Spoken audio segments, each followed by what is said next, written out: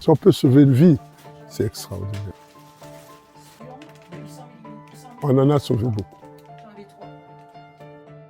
Le cœur de métier, c'est d'aider les associations et autres organisations humanitaires à assurer leurs services logistiques. On a notre magasin qui est basé à Roissy. On va recevoir, trier et conditionner nos différents colis pour ensuite les envoyer sur nos différentes destinations, principalement de l'Afrique francophone et bientôt partout dans le monde.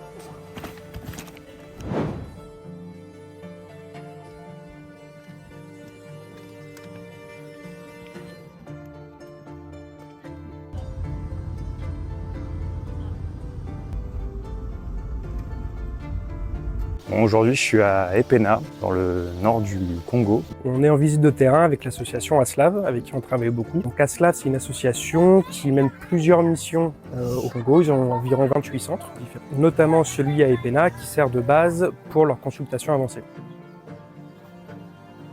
Ces sensations avancées pour nous, dans la Likwale est une mission essentielle parce que le peuple a du mal à avoir accès à la santé parce qu'il n'y a pas de route. Vous voyez ici, il n'y a que l'eau partout. Et donc nous avons mis en place ce projet pour y remédier.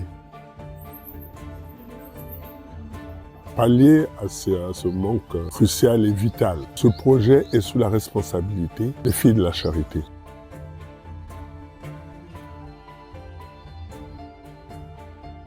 Et donc nous, en fait, notre rôle là-dedans, on permet à ASLAV d'avoir un transport quasiment gratuit de Paris jusqu'à Brazzaville. On va faire des envois au fil de l'eau très rapides, là où en général, envoyer des palettes, tous les transitaires savent le faire de façon assez efficace. Nous, par contre, on travaille vraiment au niveau du colis, même parfois au niveau du produit s'il y a besoin. Il y a aussi les pommades, je mets de côté, les seringues, il y a aussi les injectables. Si nous avons des cas un peu graves à remonter.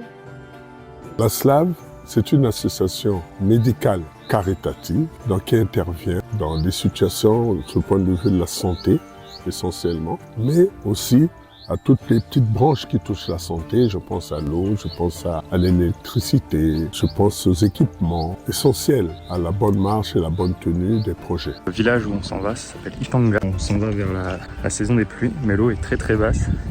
Apparemment, il n'y avait pas eu aussi peu d'eau depuis 1985. L'accès pour les consultations avancées, les consultations médicales, c'est assez compliqué. Là, on s'en va vers le centre médical et on va chercher tout le matériel.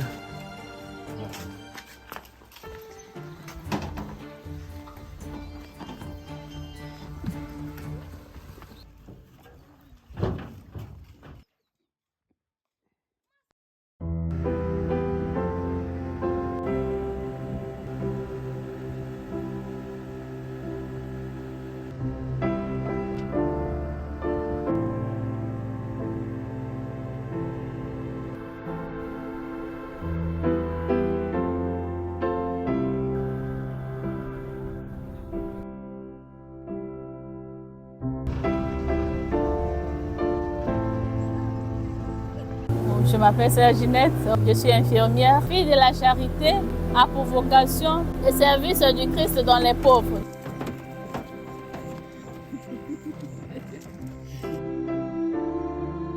Je m'appelle Rémi Bonoko, je suis aide-financier et pour moi je suis chargé pour peser l'enfant et voir que son état n'est pas bon, son évolution. On peut se transmettre. Le poids n'est pas bon, etc. Oui, oui. C'est quoi la procédure? La procédure est d'évacuer l'enfant, on l'amène à un fond d'eau. À Epena, c'est pas suffisant? Bon, avant on avait ça, on marchait avec ça, on donnait sur place. Non, c'est notre moment, il n'y a plus.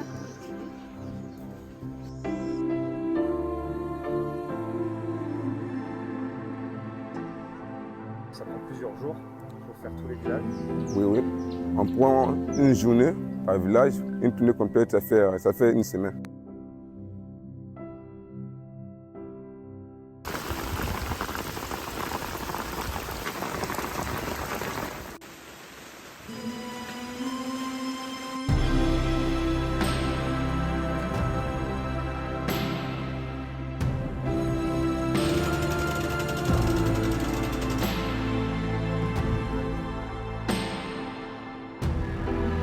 Aujourd'hui, nous avons consulté 33 malades. Nous avons 9 villages à visiter. On consulte les malades, on fait la CPN.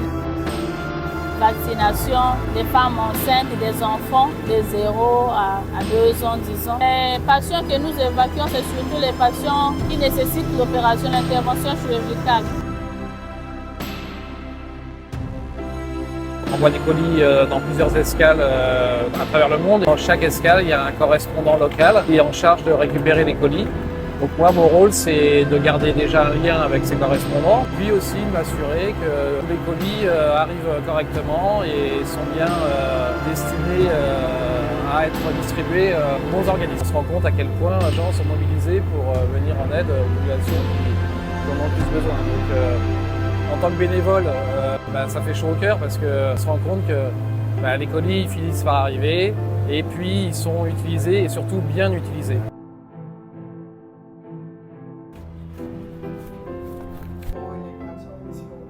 Pour nous, c'est important de se déplacer, alors pas forcément régulièrement, mais en tout cas une fois de temps en temps sur le terrain, pour qu'on puisse voir en fait la finalité de ce qu'on fait, s'assurer que ce qu'on fait est bien fait et vraiment utile, voir comment fonctionne l'autre bout de la chaîne, et aussi ça nous permet de réfléchir à comment mieux faire nos colis, comment mieux les présenter, mieux communiquer, en fait discuter avec les gens qui sont au final les ultimes bénéficiaires. Déjà, ça nous montre ce qu'on fait au quotidien, et en plus de ça, ça nous permet d'apporter un meilleur service. En fait.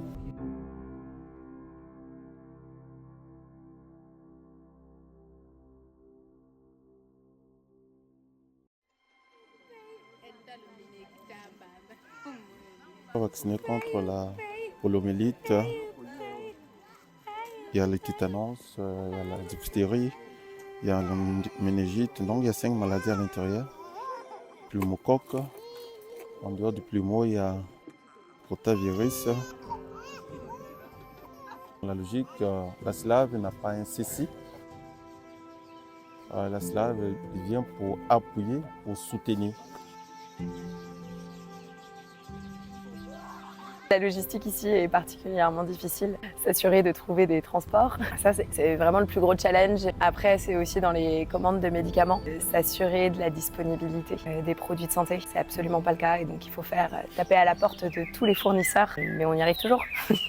C'est particulièrement lourd parce que c'est un terrain très difficilement accessible qui dépend en plus des saisons. Vu que pendant la saison sèche, il faut absolument prendre la route et que la route est catastrophique et que pendant la saison des pluies, il faut prendre la pirogue et que la conduite en pirogue est très délicate également. Ça prend des heures et des heures et des heures. Et on s'appelle messagerie médicale parce qu'historiquement, c'était vraiment ce qu'on traitait uniquement. Ça reste notre cœur de métier. Très rapidement, on va pouvoir transporter tout type de matériel humanitaire. Que ce soit des fauteuils roulants, des compresses, des seringues, mais aussi pour des programmes de développement, s'il faut transporter des filets de pêche, on va pouvoir le faire. Tant que la finalité et l'objectif est humanitaire, on sait le prendre en charge.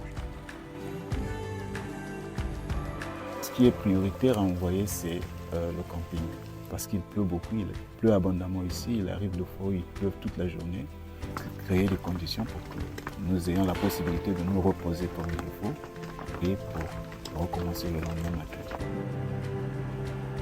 Dans la mébendazole pour déparalyser les enfants et la population. Pour les ascaris, pour éviter les mal de douleurs abdominales.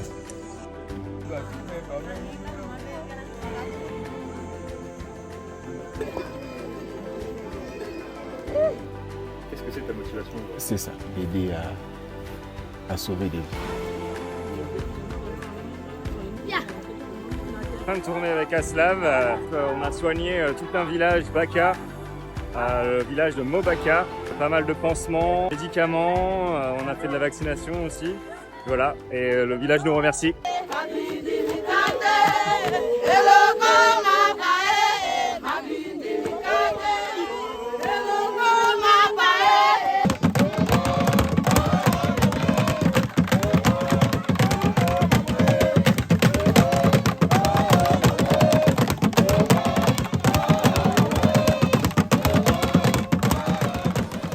On ne peut pas sauver toutes les difficultés, Non, on fait ce qu'on peut. On fait petit. Si on peut sauver une vie, c'est extraordinaire. On en a sauvé beaucoup.